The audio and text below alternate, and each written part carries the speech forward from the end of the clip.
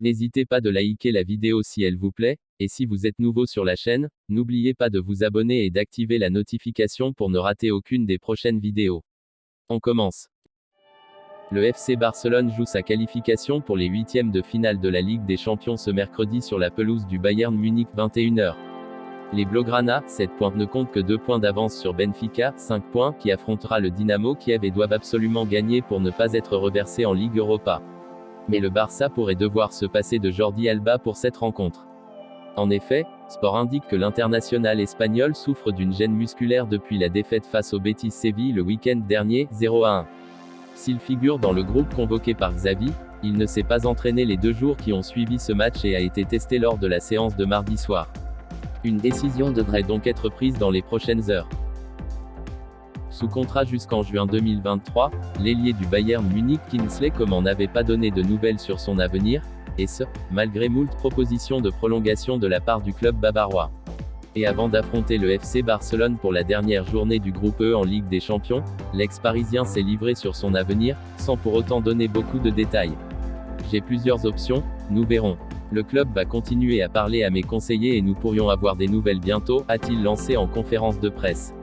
Pour rappel, Kingsley Coman avait déjà été courtisé par plusieurs écuries européennes l'été dernier, Liverpool, Manchester United, FC Barcelone, notamment en raison des démarchages de son agent Pini Zahavi. 5 mois après son arrivée au PSG, Sergio Ramos n'a disputé qu'un seul match, plutôt réussi d'ailleurs face à Saint-Étienne il y a une dizaine de jours. De nouveaux forfaits face à Bruges, l'ancien capitaine emblématique du Real Madrid continue son adaptation en France et au PSG à défaut de pouvoir fouler les vertes pelouses françaises. Interrogé par Prime Video, le rock défensif espagnol de 35 ans a révélé le nom de ses 2 idoles.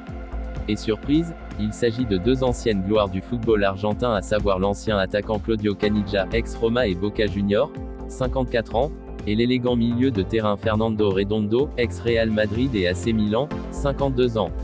Mon idole, j'en ai eu 2 ou 3, mais je dirais Claudio Caniggia ou Fernando Redondo, n'en déplaise aux supporters de Messi et de CR7, Sergio Ramos a fait un choix. Manchester City s'est incliné sur la pelouse du RB Leipzig mardi soir, 2-1, lors de la 6e et dernière journée des phases de groupe de la Ligue des Champions. Une défaite sans importance puisque les Sky Blues terminent quand même premiers de leur groupe, avec une longueur d'avance sur le Paris Saint-Germain. Alors que Citizen avait réduit l'écart au score quelques minutes plus tôt grâce à Riyad Mahrez, Kyle Walker a reçu un carton rouge à la 82e minute pour une faute grossière sur André Silva. Une expulsion que Pep Guardiola juge méritée, même s'il a souligné que l'absence de son joueur pour les huitièmes de finale est une très mauvaise nouvelle pour son équipe. Le carton rouge nous fait mal, surtout pour les huitièmes de finale, a-t-il déclaré à l'issue de la rencontre. Kyle Walker est un joueur important pour nous et il est inutile de le perdre comme ça. J'espère que cela lui servira de leçon. C'est un carton rouge, sans aucun doute. Fin de presse. Si vous aimez la vidéo, n'hésitez pas de vous abonner sur la chaîne et d'activer la notification, pour ne rater aucune des prochaines vidéos. Likez, commentez, partagez-la avec vos amis, portez-vous bien et que la paix soit sur vous.